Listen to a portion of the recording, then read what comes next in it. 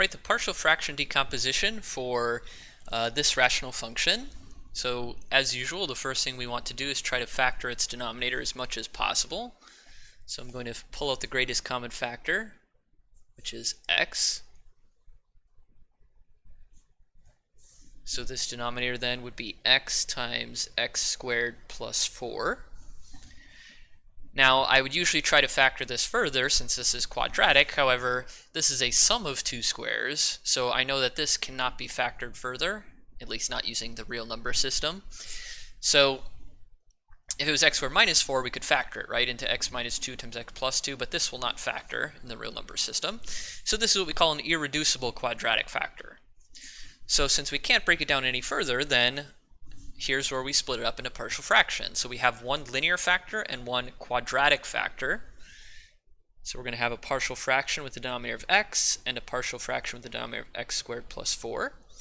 Now remember, when the partial fraction has a linear factor, a factor where x is raised to the first power, then its numerator has to be just a constant.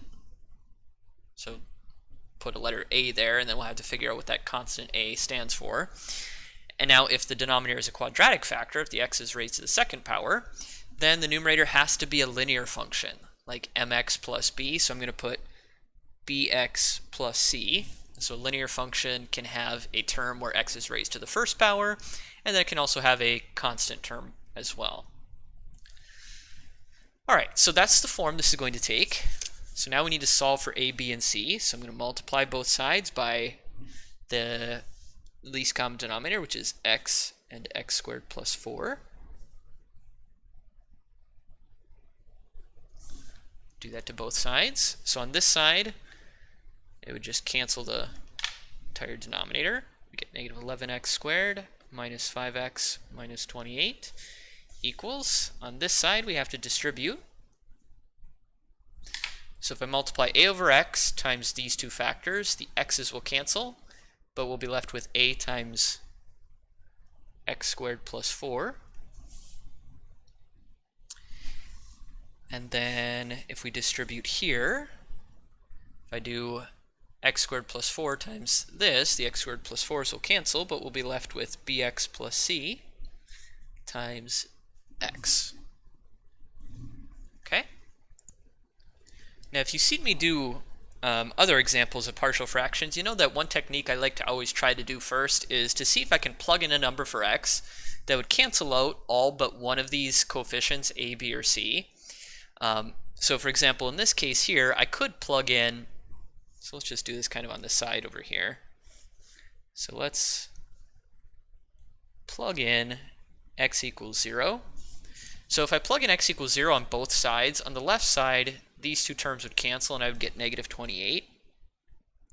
On the right side, if I plug in 0, I'm going to get a times 0 squared plus 4.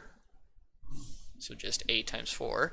And then over here, I get b times 0 plus c, all of that times 0. So that's going to completely cancel this. So that leaves me with negative 28 equals 4a. So a would have to equal negative 7. Divide both sides by 4. So that's an easy way for us to find a. Unfortunately, I can't really use the same trick to solve for b and c. Because, for example, if I wanted to solve for b like that, I'd have to plug in a number that would cancel off a and c. Or, sorry, if I want to...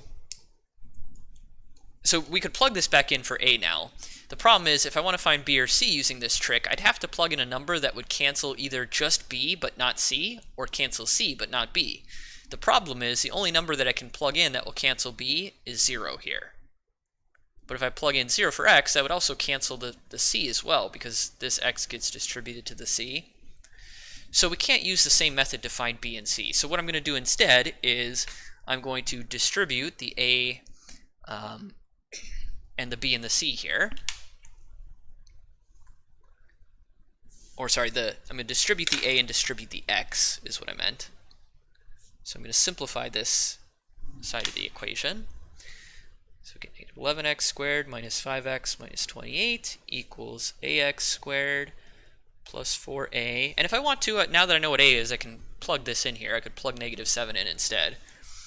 But over here, if I distribute, I get bx squared plus cx. And now what I'm going to do is I'm going to combine like terms on the left or on the right side to try to make this equation on the right side look similar to the one on the left side, or I should say expression, not equation.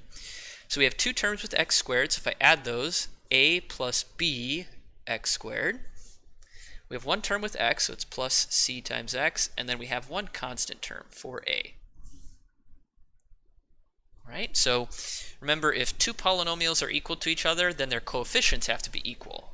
So the number in front of x squared has to be the same.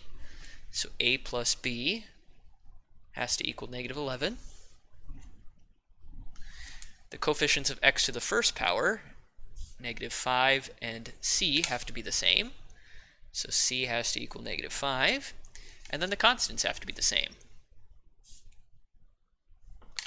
So 4a would have to equal negative 28. So you see, there wasn't really any point of us trying to do this method over here, plugging a number in for x, because we'd still get a pretty easily doing it this way as well. And we still have to do this method to find b and c for this problem anyway.